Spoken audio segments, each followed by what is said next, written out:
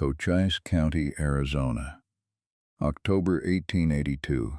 The man standing in the middle of Bisbee's Main Street that morning had not slept in 3 days. John Wayne could see it from the boardwalk, could read it in the set of the young outlaw's shoulders, the way his right hand trembled just slightly above the grip of his revolver, the way his boots were planted too wide, like a man who wasn't entirely sure the ground would hold him. The boy, and that was the word for him, boy, no more than 22 or 23, had his gun half drawn and his eyes fixed on the door of the Copper Queen Mining Company's payroll office across the street. A crowd had gathered at both ends of the block, pressed back against storefronts, quiet in the way that crowds go quiet when they sense the air itself has become dangerous. John Wayne had a tin cup of coffee in his left hand, and his right hand rested easy at his side. He had come to Bisbee on business, a cattle arrangement with the Wentworth brothers up on the San Pedro, nothing more, and had stopped at Hannigan's Dry Goods for a sack of tobacco when the sound of raised voices pulled him out to the boardwalk. Now he stood with one shoulder against the post watching. The name of the boy with the gun was Caleb Doss. John Wayne did not know that yet. He would learn it within the hour, and once he learned it, he would not forget it, because by that evening it would be the most important name he'd heard in years, maybe longer. But in this moment, standing on the boardwalk with his coffee going cold, he knew only what his eyes told him. A young man on the edge of doing something irreversible and not entirely sure he wanted to do it. There was a second man visible, older, positioned near the alley mouth to the east, early 40s, dirty canvas coat, watching the payroll office with a stillness that was different from the boy's trembling uncertainty. That one knew what he was doing. That one had done it before. He was the one who worried John Wayne, because men like that didn't come to the edge and hesitate. They came to collect. But it was the boy who was standing in the street, and it was the boy who was going to die if the next 60 seconds unfolded the way they were shaping up to unfold. The question that hung over Bisbee's Main Street that October morning was not whether someone would draw a weapon.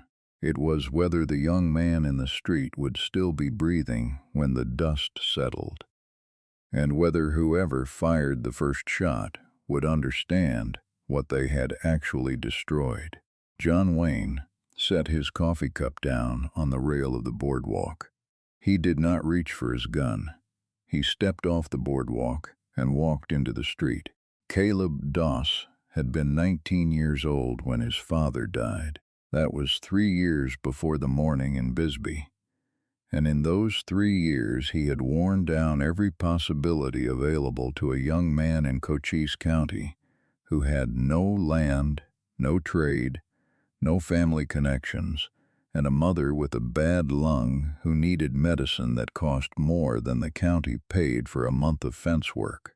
His father, Thomas Doss, had been a hard rock miner for the Copper Queen, had worked the same shaft for 11 years, had never missed a shift, had never taken a company advance that he didn't pay back within the quarter. He had been, by every account that mattered in the small economy of his world, a good man.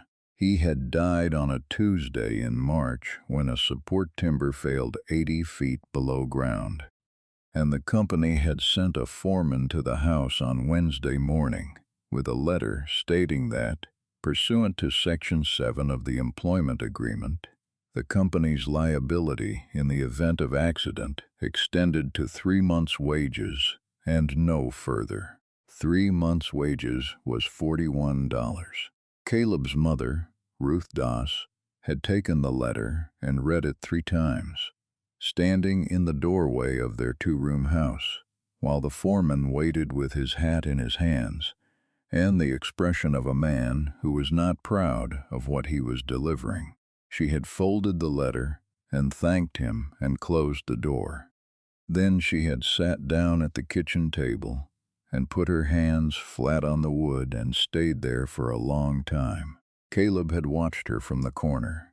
He had not known what to say. He was 19 and his father was dead, and the company had sent a letter with a number in it. For the first year after his father's death, Caleb had worked every job the county offered. Fence repair for the Territorial Road Commission, 60 cents a day. Loading ore wagons at the number 3 shaft, 70 cents. Until a shift supervisor he'd argued with over a docking of pay had written his name in a book and made sure he never got called again. He'd hired on briefly with a cattle outfit moving stock north toward the rail junction at Benson. 4 weeks of hard riding that paid him $9 total and left him with a saddle sore that took another 2 weeks to heal, during which he earned nothing. His mother's medicine, a preparation the druggist in Bisbee mixed special, a compound for the breathing, cost $4 a month when the druggist could get the components, more when he couldn't. The arithmetic of Caleb Doss's life was not complicated. It was just impossible. In the second year, he had tried 3 times to get work directly with the Copper Queen, each time through the formal process, each time stopped at the same wall. The first time, he had gone to the hiring office on a Monday morning and filled out the company's paper and handed it to the clerk with the careful handwriting his mother had taught him. The clerk had looked at the name, looked at the paper, and told him there was nothing available in his grade. Caleb had asked what grade that was. The clerk had said general labor. Caleb had said he knew the mine, had grown up going down the shaft with his father on family days, knew the timbering system, knew the drift terminology. The clerk had said there was nothing available and turned back to his ledger. The second time, Caleb had brought a letter.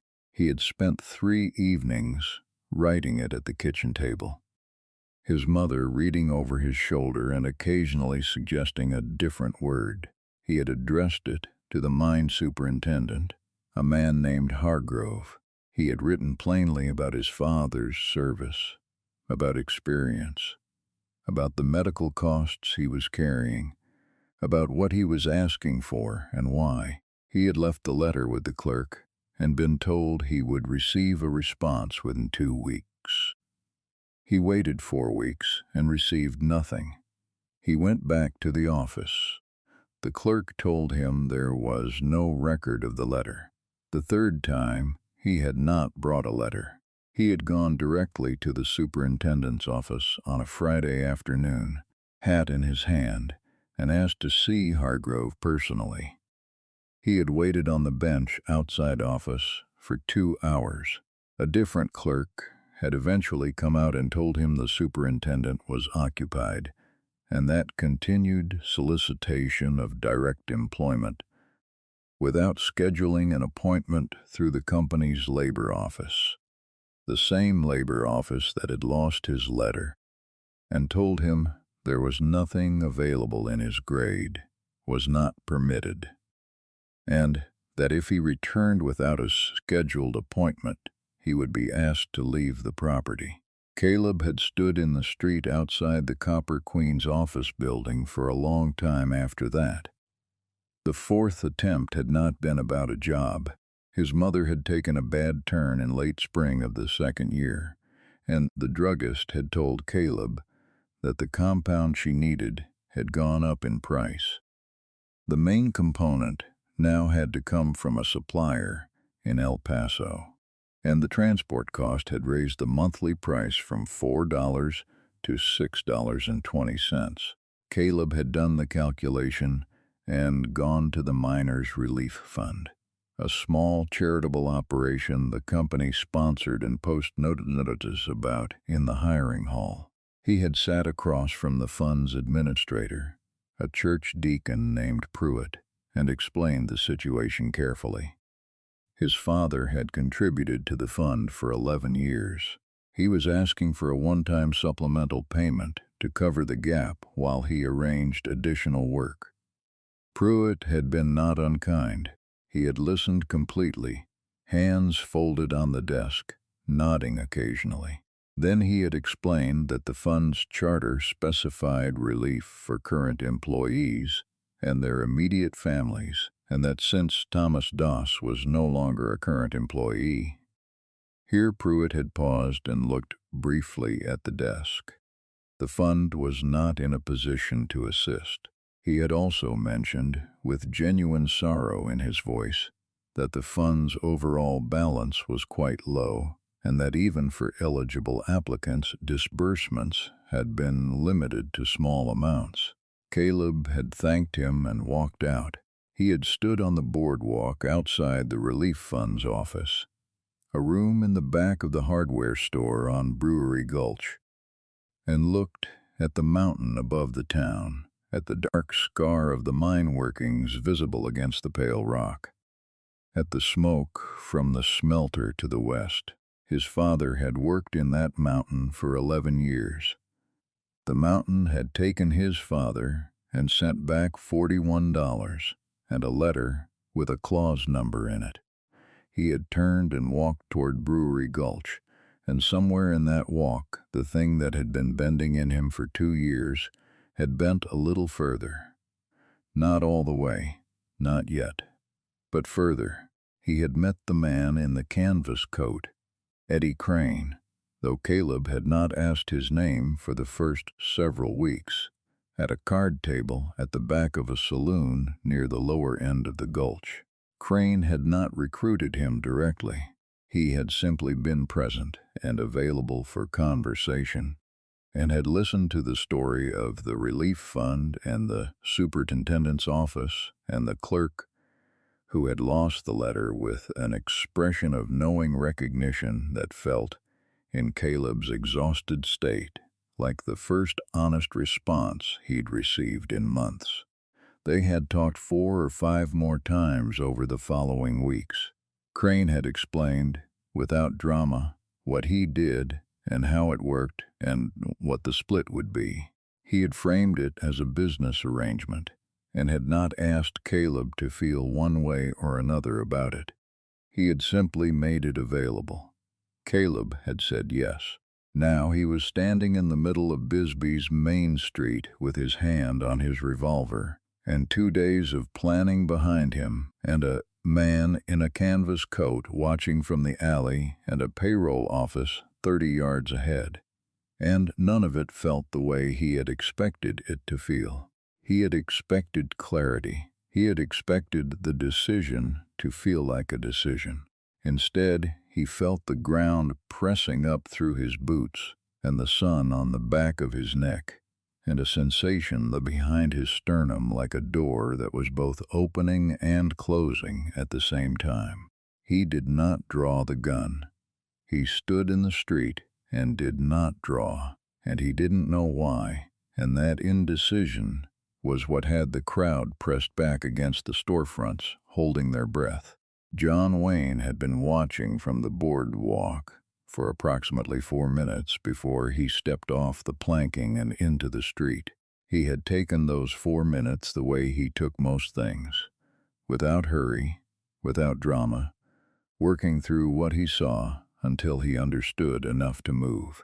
The crowd at the east end of the block was mostly mine workers and a few merchants. The crowd at the west end was smaller, 3 women and an older man with a cane. The man in the canvas coat near the alley had shifted position twice, which meant he was growing impatient, which meant whatever window existed for a different outcome was narrowing. The thing that had moved him off the boardwalk was not the gun, not the payroll office, not the man in the alley. It was the boy's left hand. The right hand was on the grip of the revolver. The left hand was hanging at his side, fingers extended, palm out. The posture of a man who wanted to be stopped. John Wayne had seen enough men who truly meant to do a thing to know what it looked like when they didn't. And this boy did not mean to do it. He was standing in the street because he didn't know how to walk away. John Wayne knew something about that particular kind of paralysis. He did not think about it consciously as he stepped off the boardwalk, but it was there in the way he moved, unhurried, direct, neither threatening nor performing. He had been in the same street himself once, not with a gun, with a different kind of ledger. The paralysis felt the same. He walked until he was 10 feet from the boy. Then he stopped. He could feel the crowd go tighter with collective breath. The man in the canvas coat near the alley had his hand inside his coat now. John Wayne was aware of him the way a man is aware of weather, constant, peripheral, accounted for. He looked at the boy. The boy looked back. The boy's eyes were brown, with dark circles under them that had nothing to do with the morning light. John Wayne said 3 words. "Son, come here." Just that, low and even, the way you'd speak to a horse that had gotten itself to the edge of difficult ground. No authority in it, no command. Just an invitation, a direction. He did not wait to see what the boy decided. He turned and walked back toward Hannigan's dry goods at the west end of the block. Not quickly, not looking back, trusting the words to do what words could do. The crowd watched. For a moment that stretched longer than it had any right to, nothing happened. Then Caleb Doss let go of the revolver and followed him. Before we go further, have you ever seen someone reach out like that? In a moment when most people would have looked away, not with money or authority, just with 2 words and the willingness to walk toward something? Drop a comment below if you know what that kind of presence looks like. And keep watching, because what happened next in the back room of Hannigan's dry goods store is what this story is actually about. Hannigan himself had cleared the back room without being asked, had taken one look at John Wayne's face when he came through the door, understood the shape of the situation, and made himself scarce. It was a small room, used for inventory and repairs, with 2 ladderback chairs and a work table covered in leather harness samples, and a single window that let in the afternoon light at an angle that made the dust in the air visible. It smelled of oil and horse and the particular dry coldness of Arizona in October. John Wayne pulled out one of the chairs and sat down. He put his hat on the table. He looked at the boy standing in the doorway. Still in the doorway, half in, half out, which was its own statement about what was happening in his head. "You going to stand in the door the whole time?" The boy looked at the door, then at the room, then at John Wayne. He came in. He didn't sit. He stood near the window, arms crossed, the posture of a man who had decided he was not a child, even though everything about the moment was pressing on him like a childhood thing. "The man out by the alley," John Wayne said. "He a friend of yours?" "No." "He going to come in here?" "No." "Why not?" Caleb was quiet for a moment because he's not the type. John Wayne nodded. That was true and accurate, and told him something about how clearly the boy actually saw the situation he'd been in. He filed it. "Sit down," he said again. This time the boy pulled out the second chair and sat. He still had his arms crossed. His right hand, John Wayne noticed, was no longer trembling. That was interesting. The stillness of the room was doing something the open street had not. "What's your name?" The boy looked at him. He waited. "Caleb Doss, John Wayne." He said it the way he said most things, without adornment, just the fact. He watched the boy's face for recognition and found it, though Caleb worked to keep his expression even. Most people in Cochise County knew the name. The cattle operation on the San Pedro side was substantial enough to be discussed, and there had been other things over the years. A dispute with a territorial railroad agent that had resolved in a way people remembered a bank situation in Tombstone 3 years back. John Wayne had not courted the reputation. It had simply accumulated. "Doss," John Wayne said, "your father worked the Copper Queen." Caleb looked at him. "You know that?" "I know the name. Your father was Tom Doss. He died in the number 2 shaft about 3 years back." 11 years in that mine, Caleb said. It came out flatly, like a number from an accounting book. "I know." "Then you know what they sent. Tell me what they sent." The boy looked at the floor. The muscles in his jaw moved. "A letter," he said. "A foreman brought it the day after. It had a number in it, a dollar amount. Said it was everything they owed. Was it?" Caleb looked up. $41. Neither of them spoke for a moment. "Tell me the rest," John Wayne said. "From the beginning, not the short version." Caleb Doss looked at him the way people look at someone who has asked them a question they've been waiting years to be asked, and aren't sure yet whether to trust it. His arms were still crossed. The light through the window moved slowly as a cloud passed over the sun outside, and the dust in the air shifted slightly. And in the chair across the work table, John Wayne sat with his hands loose on his thighs and waited. "You want to hear all of it," Caleb said. It wasn't quite a question. "All of it," John Wayne said. "The jobs, the attempts, the letter you wrote to Hargrove, all of it." Caleb unfolded his arms. He put his elbows on his knees and looked at the floor and started to talk. He talked for a long time. He described the fence work and the ore wagons and the 4 weeks of cattle driving and the saddle sore and the $9 at the end of it. He described the druggist and the compound for his mother's lungs and the way the price had gone from $4 to $6.20 when the El Paso supplier changed.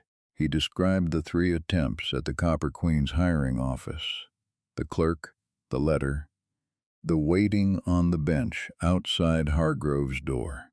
He described the deacon at the relief fund, Pruitt, and the folded hands and the charter clause and the genuine sorrow in the man's voice that had somehow made the refusal worse rather than better, because at least with a cruel man you had somewhere to put the feeling.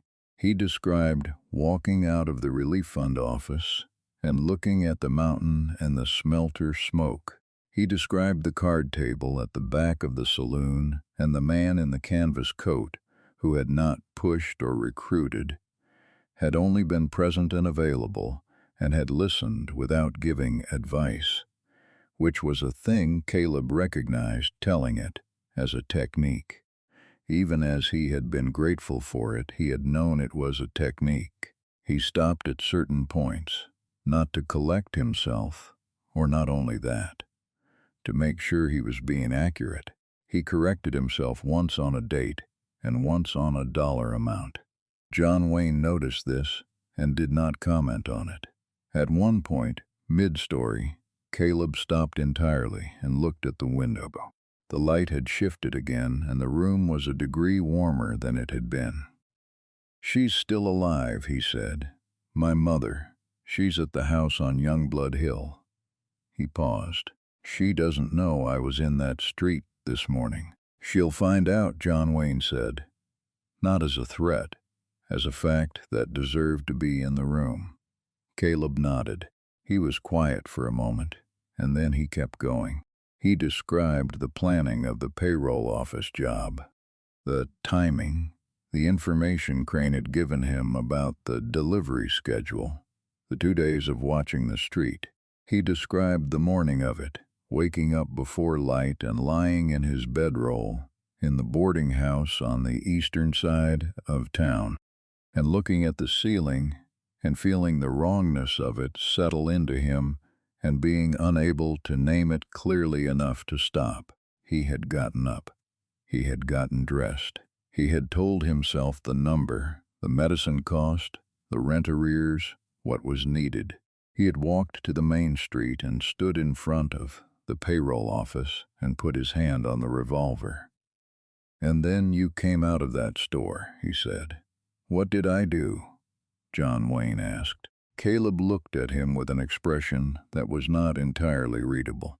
"You said my name." "Not my name. You said son, but it sounded like you meant my name." "What happened when you heard it?" Caleb was quiet for a long time. The room held the quiet comfortably. "I let go of the gun," he said. John Wayne looked at him. "Why?" "Because you weren't afraid of me," Caleb said. "Everybody else on that street was afraid of me. Even Crane in the alley. That wasn't fear, but it wasn't regard either. You walked out and you looked at me like I was a person who had made it to the edge of something and needed a different direction. Not a threat, not a criminal, just a person at the edge." John Wayne let that sit. "How old are you?" he said. 22. "What would you have done if I hadn't come out?" Caleb looked at the floor again. He sat with the question honestly, working it. "I don't know," he said. "That's the true answer. I don't know." John Wayne nodded. He reached into his vest pocket and found the tobacco pouch he'd bought at Hannigan's and held it without opening it, turning it in his hands. "I'm going to tell you something," he said. "You don't have to do anything with it." Caleb looked up. "I have been in a street like that one," John Wayne said. "Not with a gun, 12 years ago. I was 31 years old, and I had a cattle operation that was 3 years in, and I was going under. Not from bad decisions, from a drought year that took half my stock, and a banknote that came due on a schedule that had made sense in a wet year and made no sense in a dry one. I walked into the bank on a Monday morning with a ledger and a hat in my hand, and I explained myself to a man behind a desk who understood the numbers and could not have cared less what they added up to in terms of a human life. He stopped. He turned me down," John Wayne said, "and I walked out of that bank and stood in the street, and I thought about 2 or 3 things that would have solved the immediate problem and destroyed everything after it. I stood there for about 15 minutes. "What stopped you?" Caleb asked. An old man who was sweeping the boardwalk in front of the barber's shop next door. He was about 70, and he was sweeping with more care than the job required. And he looked up at me standing in the street, and he said, John Wayne paused. He looked at the tobacco pouch in his hands. He said, "You got more road ahead. That's all." Then he went back to sweeping. Caleb looked at him. "That's what stopped you." "He meant it," John Wayne said. "That was the thing. He wasn't offering comfort. He was stating a fact. He had looked at me and arrived at a conclusion and delivered it plainly. Old man with a broom who didn't know me from any other man in the street. He'd seen enough people at the edge to know which ones had more road." He set the tobacco pouch on the table. "I did have more road," he said. "I found another arrangement with a different lending institution 2 weeks later. The operation survived. That was 12 years ago." He looked at Caleb directly. "You have more road." Caleb looked at him for a long time. Something was working in his expression that he wasn't trying to manage. "What did you do?" he said finally. "After the bank turned you down, what was the actual mechanism? The other lending arrangement?" John Wayne understood the shift. The boy was not asking for comfort. He was asking for information. He was asking for the concrete thing behind the story. That was the right question. "There's a man in Tombstone," John Wayne said. "Name is Alderman. He runs a private capital arrangement. Not a bank, not a loan company. He operates on the basis of demonstrated character and a payment arrangement built around actual cash flow, not a fixed calendar. He doesn't work with strangers. He works with people who are vouched for. Vouched for by who? By someone he trusts. Caleb looked at him. He understood the shape of what was being offered. He worked through it carefully and honestly, without jumping to it. "Why would you vouch for me?" he said. "You don't know me.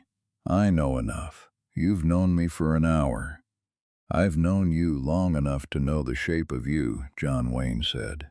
"There are people who stand in a street like that and mean the thing they've walked out to do. You didn't mean it. The reason you didn't draw that gun is the same reason you went to the hiring office 3 times and wrote the letter to Hargrove and sat across from the deacon with the folded hands.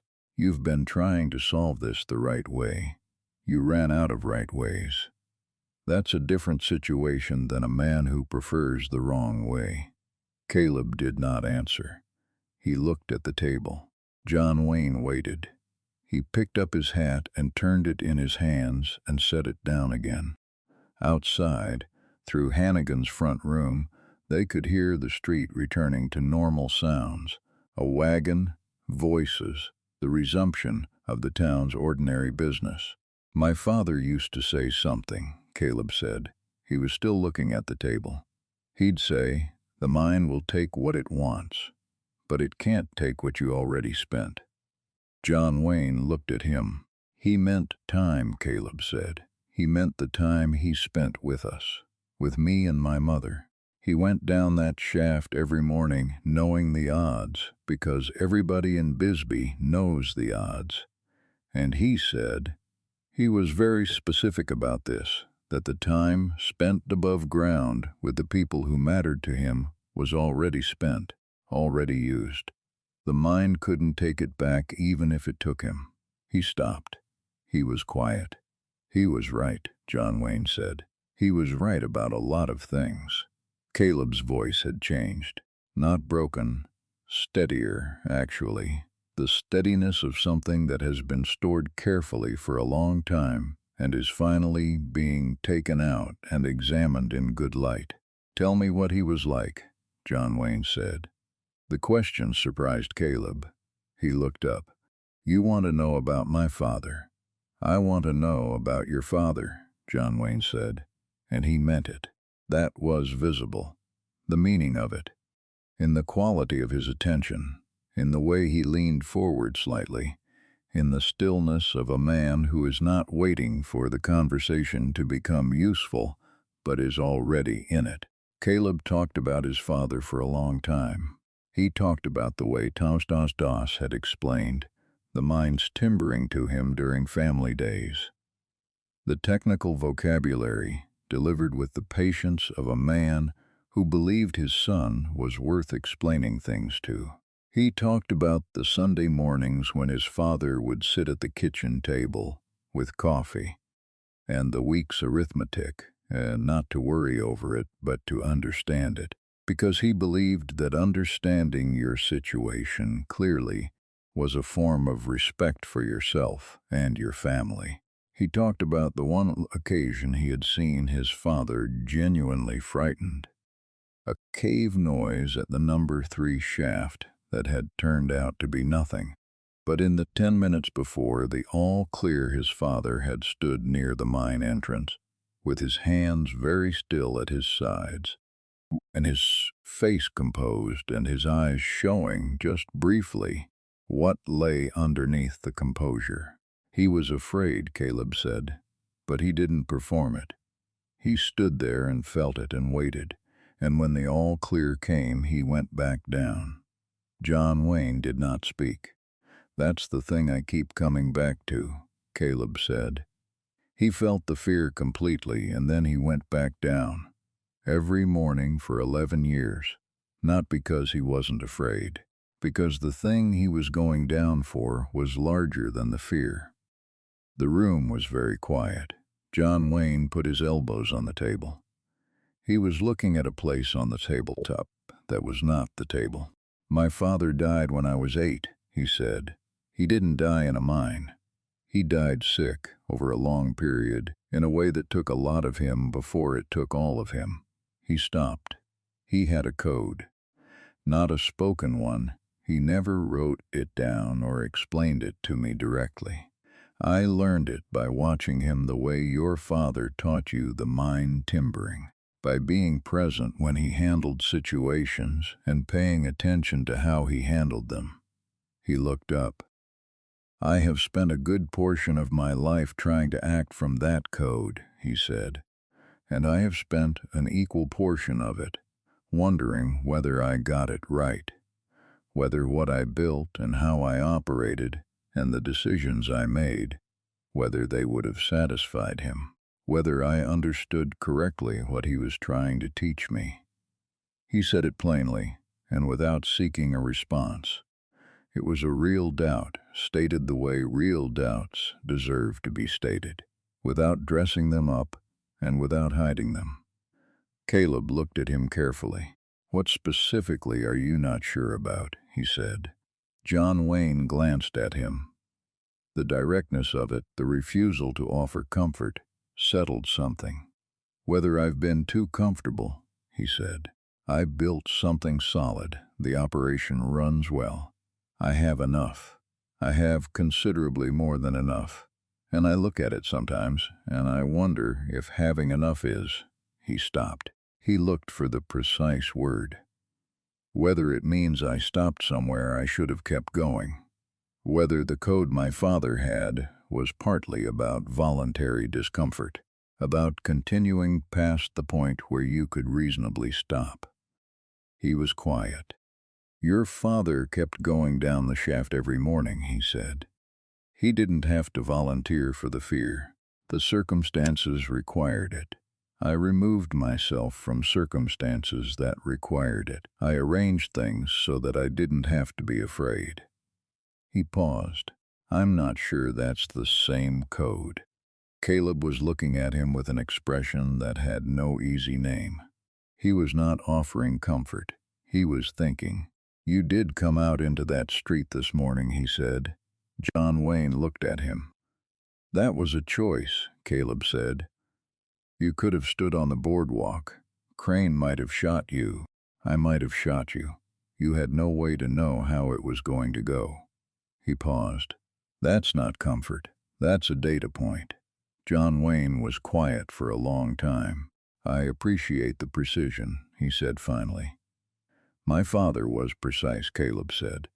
He said imprecision was a form of dishonesty. You were asking an honest question. It deserved a precise answer. Neither of them spoke. The light through the window had shifted again. Lower now, coming in at a longer angle, making the dust in the air glow amber. Outside, the sound of the street had fully normalized. Someone was arguing pleasantly about the price of wire. A dog was doing something routine and dog-related near the far end of the block. The world had resumed. John Wayne looked at the tobacco pouch on the table. He opened it and began the slow, unhurried process of rolling a cigarette, which was not something he did often, but was something his hands understood how to do without requiring attention, which was useful when he needed his mind elsewhere. Your mother is going to need to know about this morning, he said. Caleb let out a long breath. I know. Not because you owe her punishment, because she's going to hear it anyway, and it's better from you than from the street. I know, Caleb said again. Is she a hard woman? Something moved across Caleb's face. She's a precise woman, he said. She'll hear all of it. She'll think about it, and then she'll tell me what she thinks. He paused. She'll be right.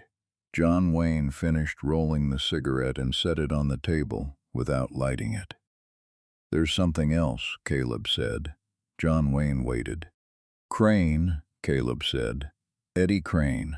He knows where I board. He knows where my mother lives. John Wayne nodded slowly. He had been expecting this shape of information. He had not been sure when it would surface. Tell me about him specifically, John Wayne said. Not generally, specifically. Caleb told him. The name Crane had given him, which he doubted was true. The saloon on the lower end of the gulch. The card table, the specific description, the canvas coat which Crane wore in all weather, the habit of keeping his left hand lower than his right, the gold inlay on his back molar that caught the light when he spoke. 3 names Crane had mentioned during their conversations, casually, as if establishing a network without recruiting from it directly. Names Caleb had filed away because the precision his father had praised in him was not selective. It operated automatically. He gave John Wayne all 3 names without being asked. John Wayne listened. He did not write anything down. He did not need to. "The situation with Crane will be addressed," he said. "Not by you. I want your word on that." Caleb looked at him directly. "You have it," he said. "Your word means something to you." "Yes." "Good," John Wayne said. "Hold on to that. It'll be the most useful thing you own." He picked up the cigarette and the tobacco pouch and stood up. He reached into the inside breast pocket of his vest. He set an envelope on the table. Then he set a second, smaller item beside it. A card, plain white, with a tombstone address written on it in a spare hand. "The envelope covers your mother's medicine for 6 months," he said, "and back rent if there's any. The card is Alderman in Tombstone. You go see him, you tell him I sent you, you bring your ledger, your actual numbers, honestly done. He'll work with you on a capital arrangement for whatever comes next. He won't ask you about this morning. I'll speak to him before you arrive." Caleb looked at the envelope and the card. He did not touch them. "That's a significant amount," he said. "I'll owe you." "You won't," John Wayne said. He put his hat on.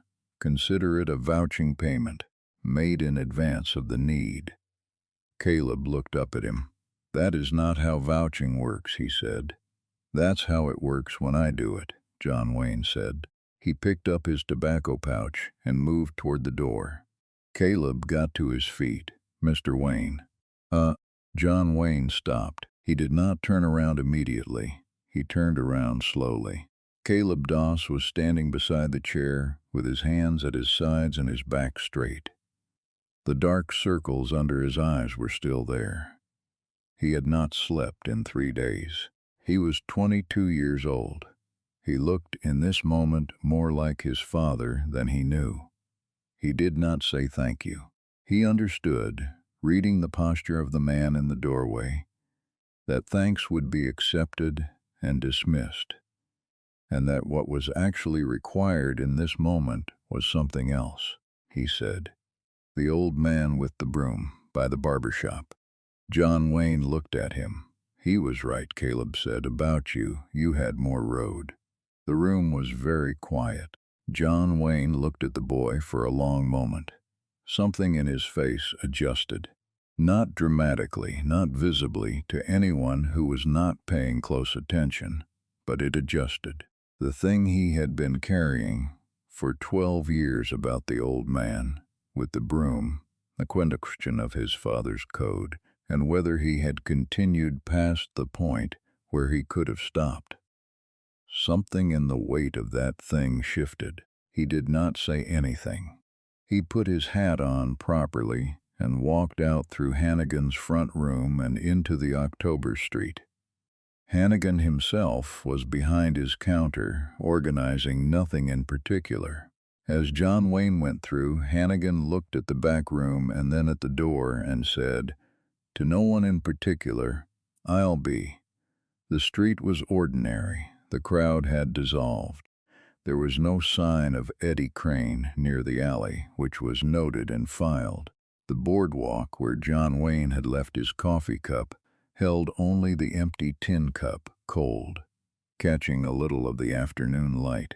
He walked to his horse, tied at the post outside the hotel, and untied the reins and stood for a moment with one hand on the horse's neck. He had come to Bisbee for a cattle arrangement with the Wentworth brothers. He had done something else instead. He was not entirely sure how to think about the difference between the two things. and for now he did not try. He mounted up and rode south toward the San Pedro. Quick thought, where are you watching this from? Drop a comment and let us know. And if you've ever been at a door that stayed closed, no matter how many times you knocked, tell us about it below. Keep watching. 6 weeks after the morning in Bisbee, Eddie Crane was arrested in a boarding house in Tucson on 3 separate charges, 2 of which predated his arrival in Cochise County. The arrest was not public news. It appeared briefly in a small column in the tombstone epitaph, below the fold, in a paragraph without a byline. Caleb Doss read it while sitting at the kitchen table in the house on Youngblood Hill, drinking coffee across from his mother. And he felt something that had been coiled in him since October slowly, and without ceremony, uncoil.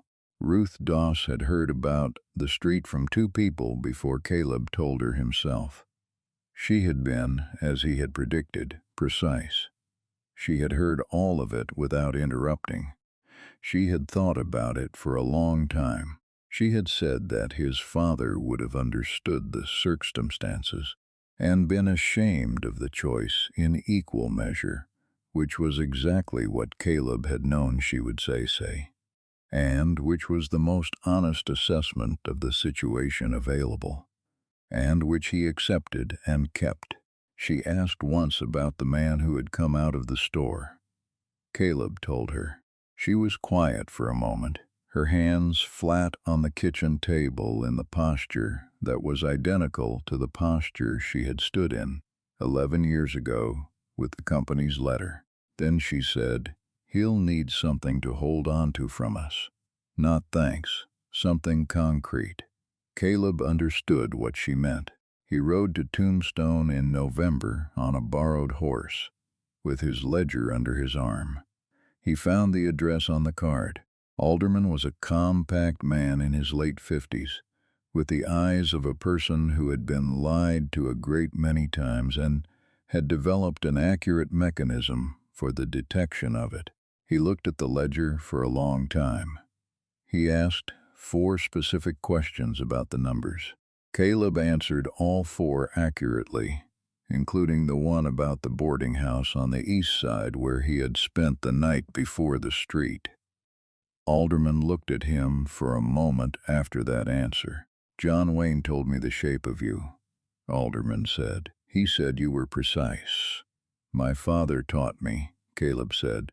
The arrangement they reached was for a capital advance of $240, structured against cash flow from a freighting contract that Alderman himself identified and introduced Caleb to.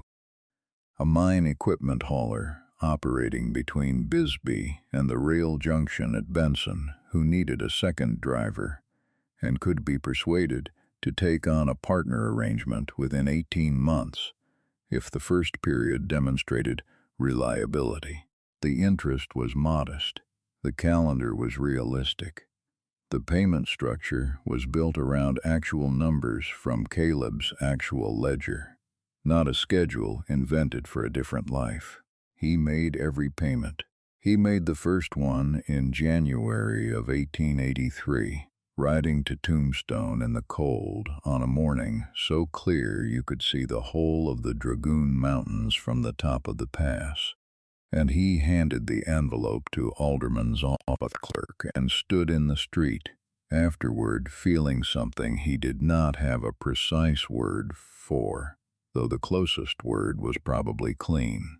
By the spring of 1884, he was a full partner in the freighting operation, which had expanded to a second route north toward the rail junction at Wilcox. By the winter of 1885, he had bought out the original senior partner's interest and renamed the operation Doss Freight and Transport. He hired 2 additional drivers in the first year and a third by 1887. He kept his ledger with the same precision his father had kept the Sunday table arithmetic. He kept every number honestly. His mother's lungs improved. The compound from the El Paso supplier, which Caleb purchased now without the calculation of inadequate funds, seemed to work better when taken consistently than it had when taken in the gaps left by money. She lived another 14 years in a better house on the north side of Bisbee, and she watched her son build something solid, the same way she had watched her husband maintain something solid, with the quiet, specific attention of a woman who understood what solid cost. She died in January of 1899. Caleb was 38 years old. He sat at her kitchen table for a long time after. He put his hands flat on the wood. He told his two children, who were 9 and 6, that their grandmother had been precise, that she had kept things honestly and thought about them carefully, and told the truth when truth was the harder option. That this was a thing worth keeping. The 9-year-old, a girl named Ruth after her grandmother, asked what precisely meant. Caleb thought about it. "It means you don't round the number," he said. "You write it exactly what it is, even when the exact number is smaller than you'd like." Ruth thought about this. "What if the number is scary?" "Especially then," Caleb said. In the fall of 1903, 21 years after the morning in Bisbee, DOS Freight and Transport was operating 6 routes across Cochise and Graham counties, had 15 employees, and had been cited twice in the Bisbee Daily Review for reliable service and fair dealing. The second citation, which ran in September of that year, was written by a young reporter named Marcus Abel, who had asked Caleb directly how he had built the operation from a single freighting contract to a 15-man concern. Caleb had thought about the question honestly. He had talked about the alderman arrangement, about the freighting partner, about the ledger discipline his father had modeled. He had talked about precision and reliability and the paying of every note on the calendar it was due. And then he had said, because Marcus Abel had the look of a man writing things down carefully, that the origin of all of it was a single morning in October of 1882, when a man he had not known had walked out of a dry goods store into a street where he had no business walking and had said 3 words and trusted them to do what they could do. He did not say John Wayne's name in the article. He had told the story to Marcus Abel as background, as context, and the reporter, who had the instinct of a good journalist, which is the instinct not to use everything you're given, had distilled it to a single sentence in the published piece.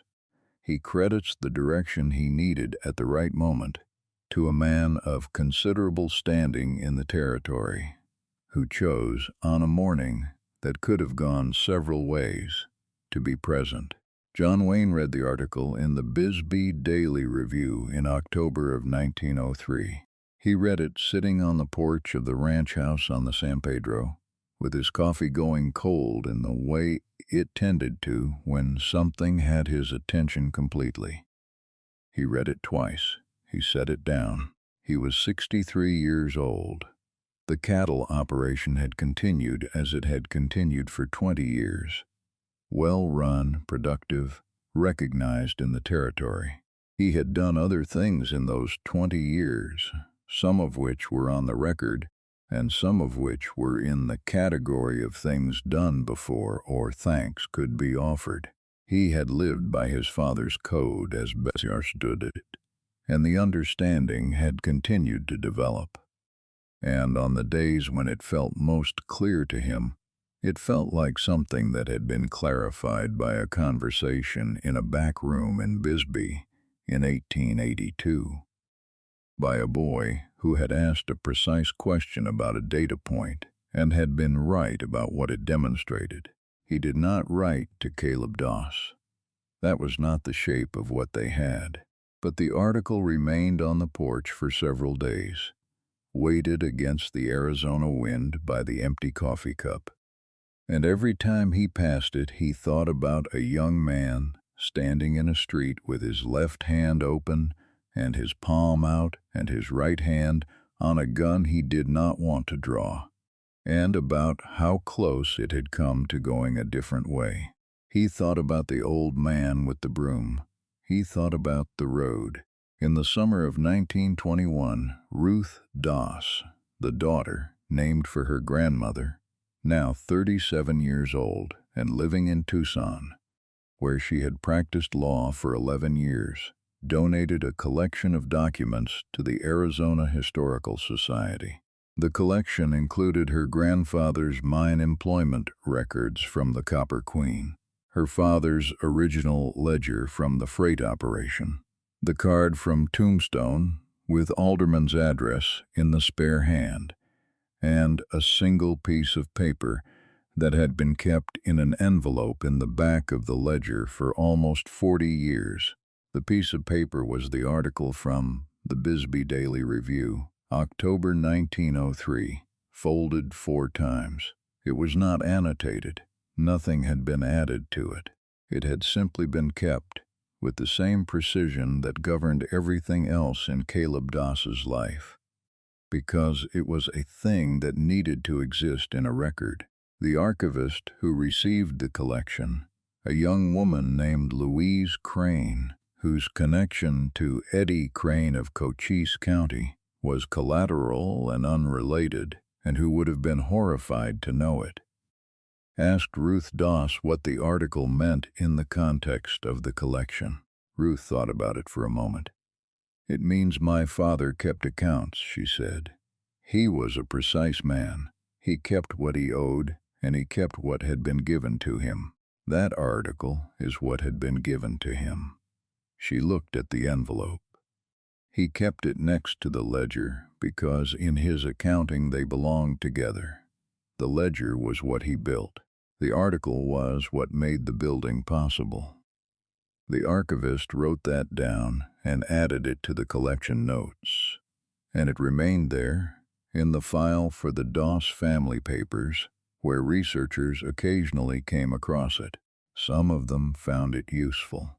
Some of them wrote things from it. Some of them simply read it and sat with it for a while and then moved on to the next folder.